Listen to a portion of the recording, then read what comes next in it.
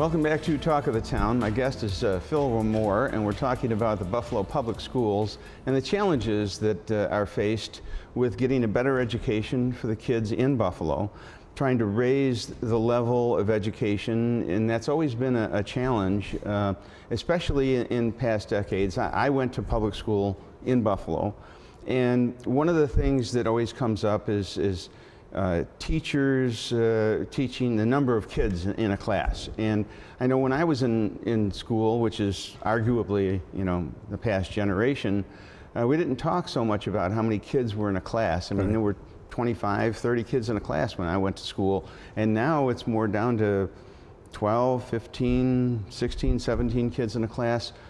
Why is that such a big difference now, and why is that so critical? Well, actually, our class size is over 30. Is it? Oh, yeah. Average? Yeah, average over 30. So it hasn't changed? No, it hasn't, but the thing is that the kids come to us now with more problems. I was brought up, as I was saying to you before, in South Ozone Park, Queens, and we were poor, single family. My mother and father were divorced when I was 2. But when I could go out on the streets and play punch ball.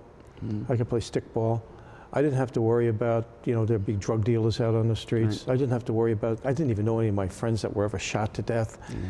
I mean, these kids come to school with problems and from areas that we can't imagine. That doesn't mean that we make an excuse for them, but somehow we have to, realize that, we have to adjust a little bit. We can't lower our standards when it comes to discipline. I taught emotionally disturbed kids, and my kids knew what the rules were, and they obeyed the rule. When we walked in the hall with 2 straight lines, no talking, we're better than the rest of the kids. But we still had fun in class because I could kid around with them, but they knew what the rules were.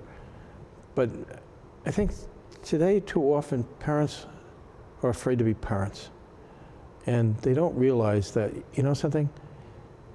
If you're a parent, I don't want to say strict, but you set an example and you set the guidelines, the kids will thank you when they get to be adults.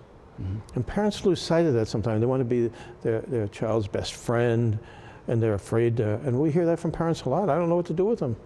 I don't, and then some of the things that you hear, I'll tell you, I taught emotionally disturbed kids, and I always kept close contact with parents. I called one grandparent up one time, it was a kid who was acting up. He said, "Mr. Rumor, you do what we do." I said, "Oh, okay, what's that?" Put them in a closet, close the door, and tell them there are spiders in the closet. We sometimes don't have a clue, but once again, we can't use that as an excuse, but what we need to do is to reach out to those families. And as I said before, the earlier we can get to the families and work with those families that are in distress, the better chance we have of correcting the situation. And we have to start early. I mean, it's imperative that we do that. Well, there's, arguably this is a problem socially throughout the country. There's a lot of single parent families. There are a lot of, adults that just don't take an interest in their children for whatever reason, whether it's because they have problems of their own or whether it's because they're struggling to bring an income into the family, but they're just not involved. And somehow that chain has to be broken, but that's a separate issue. That's something that's beyond your control. Correct. To a certain extent. You just can't reach out into the household and make that change. Arguably, in any discussion about kids and schools and the teachers and school board, in a discussion like this, you have to talk about the politics. And Carl Palladino has been in here before, and Carl and I consider him a friend. I consider you a friend. I think Carl is an honorable guy. I think he has the interest of the kids, at heart. And you guys have gone head to head. You've come from 2 different positions, and talk a little bit about your differences, and is when you argue back and forth about what's good for the teachers and what the school board, what he thinks is good, are the kids getting lost in those arguments, or how does that work? I don't know, but I just so that Carl and I had dinner One time, I called him up one time because he had done something. Did you tie the chairs down? I didn't tie the chairs down, and neither one of us had a taster with us. And I'll tell you a funny story. I brought those glasses with the nose and the thing like that, and I said, which one of us are wearing these? So no one knew we were there. But I truly believe that Carl really does care about He's kids. an honorable guy. He really does. He owes me dinner because we flipped to see who would pay, so he still owes me a dinner, by the way. Carl, do you hear that? Yeah, really, Carl. Come on now, fess up, and not McDonald's either. It's sometimes, the good that he's trying to do sometimes gets lost in the way Carl goes about it, you know. And you just wish that, you know, he would just say things a little differently, because I truly believe, I agree with you, I think that Carl really does care. Otherwise, why would he be doing this? He doesn't need to.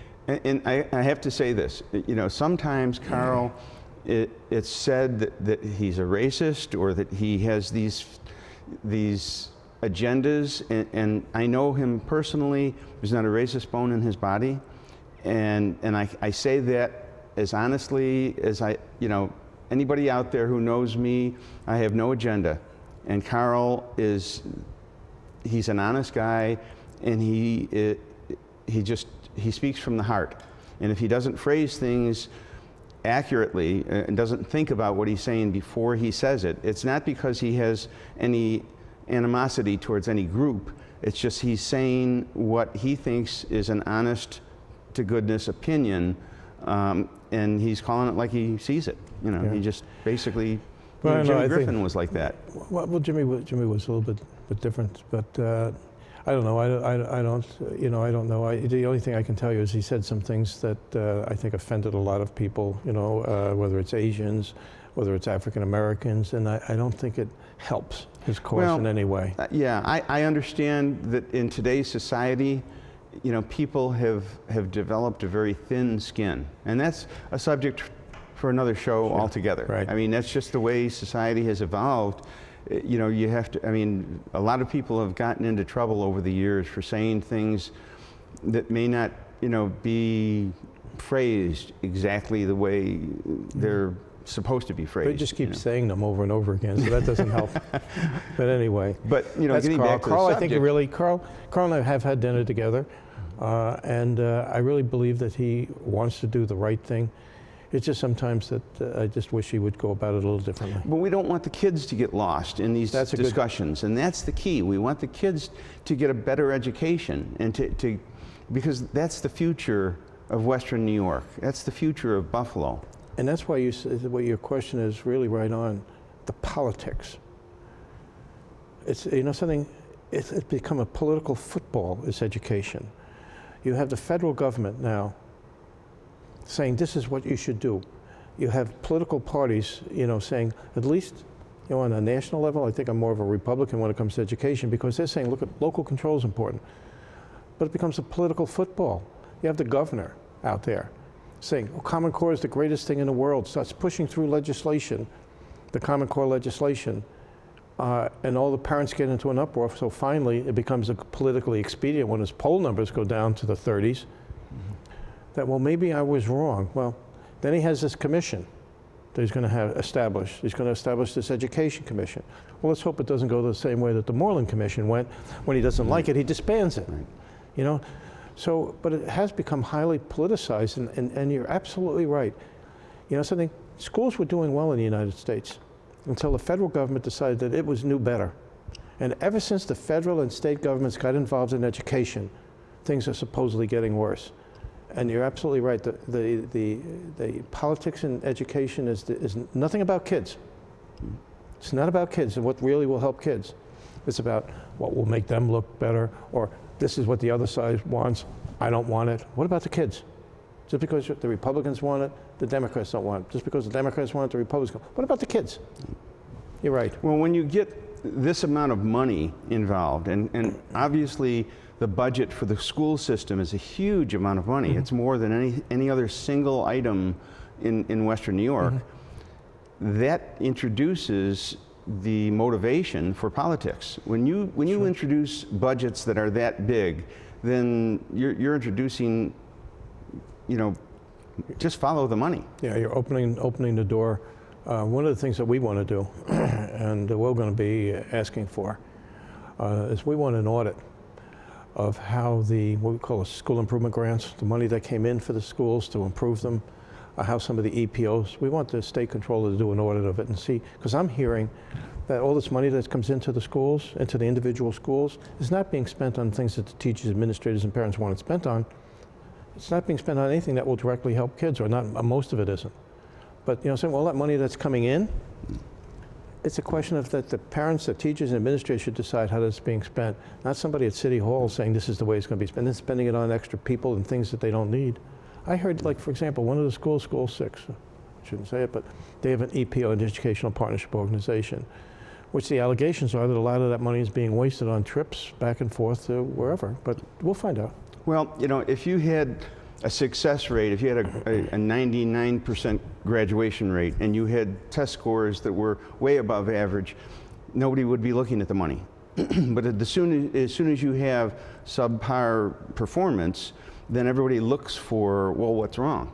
Well, okay, first of all, we're spending too much money, and we shouldn't be spending money if there's subpar performance, and you're giving, obviously, excuses for people to look at things and say, that's not right. We're spending all this money and we're not getting results and so on. So everybody, has these microscopes that they get out, and they're looking for things to criticize. Sure.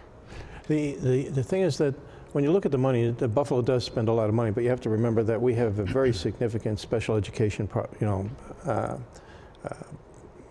number of classes. Like, we have a lot of, classes that are 6 students, 1 teacher, 1 aide. We have all sorts of other services we have to provide. As a matter of fact, New York State was found guilty of violating its own constitution when it comes to the funding of cities.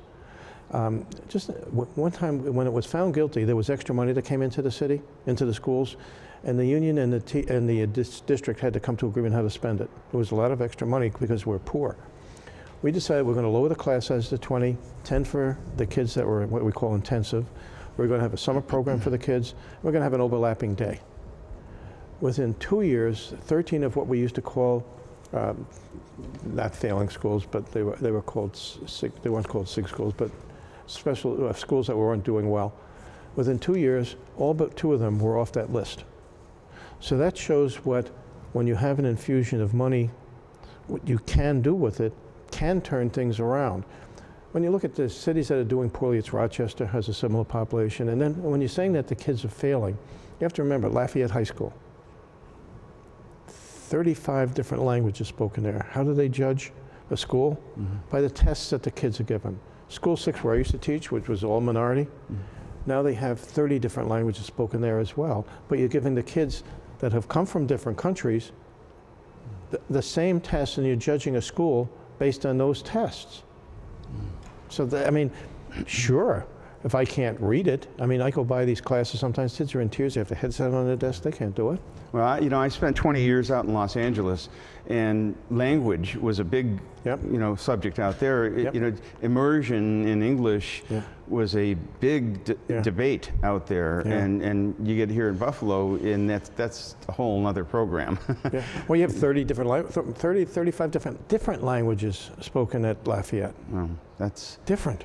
Well, there's so much more we can talk about. Violence in schools and languages, and we're going to have to break now. We're going to be back for some final thoughts in just a minute.